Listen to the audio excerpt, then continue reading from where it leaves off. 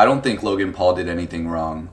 Hear me out though. So for those who aren't aware, this famous YouTuber named Logan Paul, he went into the suicide forest in Japan to film a vlog, saw a dead body, filmed the whole thing. He blurred out the face, but he posted this vlog. He was clearly traumatized by the incident. Just turned really way too scarily real. He spends the last 2 minutes of the video encouraging those who are depressed and considering suicide and whatnot to go seek help. Being depressed is fine. What's not okay is when you don't seek help. And despite all this, the video got so much backlash to where he had to delete the video and he apologized. You have Breaking Bad star Aaron Paul saying you're a disgusting human being, rot in hell. I saw the video before it was deleted. Every single comment in the comments section was like, you're a disgusting human being, why would you do this? What the hell is wrong with you? All these kind of joke news outlets like the TMZs and the Huffington Post blogs are of course siding with the pitchforks, more drama, more advertising revenue. And I haven't seen a single person come to his defense. So that's why I'm making this video. Normally I wouldn't comment on this kind of like internet celebrity drama stuff, but I think this speaks to some broader societal trends here that really need to be addressed. So first I'm going to talk about the allegations against Logan Paul himself, and then I'll speak to the broader societal trends. So first of all, against Logan Paul, there are basically, I guess, two accusations. So the more extreme one being you're a disgusting human being, and then the more reasonable one being that you shouldn't have filmed the dead body because that's disrespecting the victim. Normally I wouldn't address this, you are a disgusting human being nonsense, but since that's pretty much most of the messages and even have a famous actor going out and saying that, I'm just gonna say if you're gonna call him a disgusting human being for that video, then you might want to reflect on yourself and who you are as a person. To completely dismiss somebody as a human being over that video where he was clearly traumatized, clearly shook, and was trying to raise awareness of suicide and make people feel that they don't need to go through that option, and you're going to call him a disgusting human being? Again, who the hell are you? Extremely intolerant person, and again, you need to get yourself checked. Now, the more reasonable objection to the video would be the filming of the dead body, and here's why I don't think it was a problem in this case. He blurred out the face so you can't identify the victim. This guy, he basically went out in public to kill himself for other people to see. If you're gonna kill yourself in public, then you're forcing other people to see that. If they happen to be filming when they run into that, it's gonna get on film. If you don't want your dead body filmed, then don't commit suicide in public. I'm not disrespecting the victim here. It's a tragedy that this human being felt compelled to take his life, and we need to address this issue. And that's exactly what this video does. We wouldn't be having this conversation here today if it weren't for the fact that he hadn't posted this video.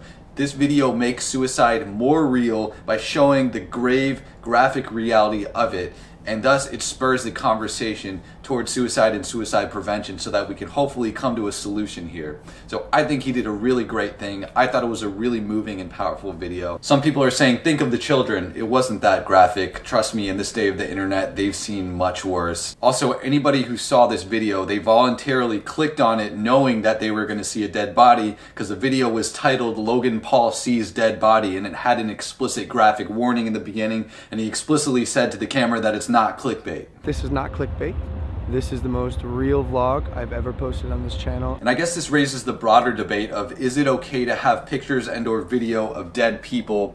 And I say yes, obviously with the faces blurred out and all that. And the reason I say yes is because I think more people need to see this so that more people can really see how real and how serious of a problem this is. Because as a society, we're choosing to put aside these issues. We're choosing to put aside the fact that so many people are depressed, miserable, committing suicide, and we just choose to do nothing about that. If you're gonna have opinions on things like gun control policies, you need to know the grave reality of what the consequences are. Because otherwise, they're all just statistics. Virginia Tech killing, 32 people killed, is just a statistic, and you're not gonna be making the most informed decisions. Now, before I'm accused of complaining without offering solutions, I'll just say really quickly that Japan has probably among the worst work cultures in the world. You've got people working brutal hours, just wasting time in the office because they're not allowed to leave before their bosses. And I would argue that this is probably a huge reason why so many people are depressed and killing themselves. So I think Japan needs to address that. I would never work in Japan just because of their militant-like work culture. The point of this video isn't to analyze why Japan has among the highest suicide rates in the world, but we need to start that broader conversation. So this brings to light some broader societal trends at play here. So basically the media will try to create a scandal out of anything because that's how they make money. They'll take things completely out of context to further their own agenda. So they're going to say that Logan Paul joked about the dead body even though that's not true at all. And for the media to create this drama, they're basically playing on this role of being oversensitive and easily offended.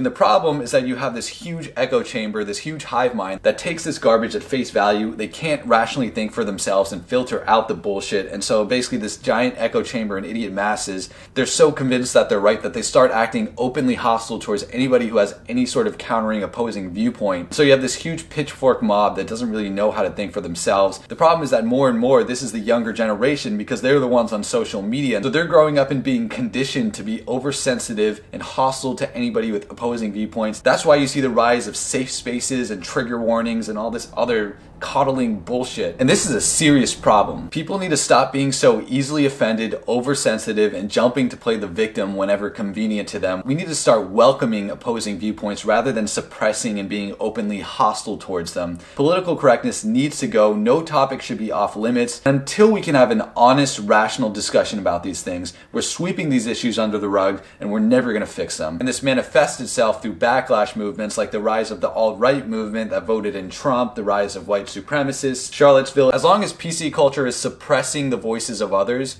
this is going to continue. Now I'm going to get a lot of hate for this. You're going to notice how most of the comments aren't rational, logical, coherent arguments.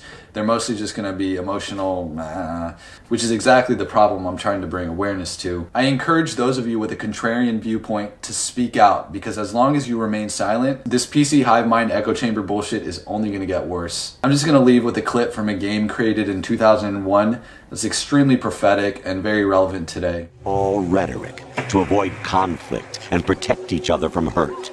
The untested truths, spun by different interests, continue to churn and accumulate in the sandbox of political correctness and value systems.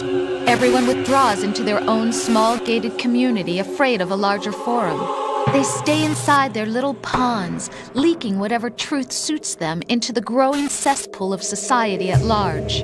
The different cardinal truths neither clash nor mesh. No one is invalidated, but nobody is right. Not even natural selection can take place here. The world is being engulfed in truth. And this is the way the world ends, not with a bang, but a whimper.